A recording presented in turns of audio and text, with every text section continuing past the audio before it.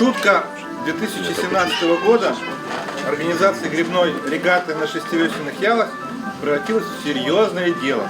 Сейчас уже организована серьезная федерация морского многоборья. Данный вид спорта на сегодняшний день аккредитуется в Москомспорте. Поэтому спасибо Сабантую, спасибо штабу, который принял активнейшее участие в организации первой рекламы. Вот. И на сегодняшний день, в этом году, 1 июля нам дали добро на организацию регаты, будет 5-я юбилейная регата на шестивесельных ялах на Сабантуе. Вот как это проходит. Это была проба пера наша. Вот сейчас уже будет все гораздо серьезнее. В целом морское пятиборье состоит из 5 видов спорта. Это гребля, парус, бег, плавание и стрельба из пистолета. Это военно-прикладной вид спорта. Я этим занимался, когда учился в военно-морском училище в Севастополе. Вот. Но как известно, что все мы родом из детства, прикипел, и сейчас, не глядя на свой солидный возраст, я с удовольствием этим занимаюсь и хочу вас пригласить на тренировки на шестивесельных ялах для участия в регате на Сабантуе, чтобы ваши друзья, родственники, ваши девушки, а для девушек юноши смотрели, болели за вас, ну а вы достигали результата. Вот.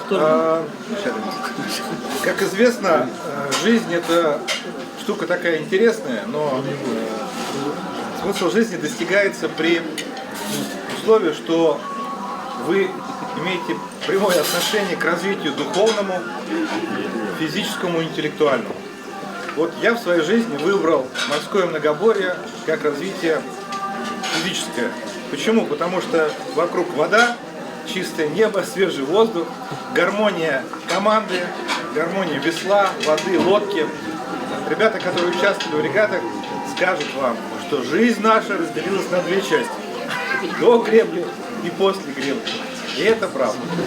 Поэтому, друзья, у штаба огромный опыт. В целом, благодаря штабу, можно сказать, и, ну, как минимум на 50%, да, получился у нас первый проект.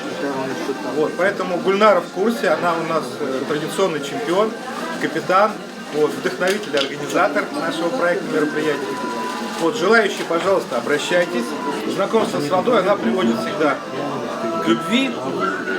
Вот, ходить под парусом, под веслами. Мы также организовываем курсы со сдачей в ГИМСе на право хождения и под мотором, и под парусом. И, получив опыт хождения на гребных судах, вы сможете самостоятельно ходить под парусом, в том числе и брать в аренду в Турции, например, яхту, и со своей прекрасной девушкой, семьей или с друзьями уходить в дальние плавания за горизонт. С учетом того, что наш язык, он тюркский язык, да, и очень много стран с востока граничат с Россией, будем активно привлекать и другие страны к участию в этих соревнованиях. Ну и надеюсь, что наша внутренняя, наша тюркская культура поможет этому. Ну и в целом вам тоже предлагаю, в том случае, если вдруг будет возможность познакомить гостей с нашей вот этой морской культурой, пригласить их на соревнования на Сабантуй, составить команду, те же там азербайджанцы, там, киргизы, узбеки, там, китайцы, корейцы, там, кто с кем будет общаться. Приглашайте, будем развиваться, будем дружить.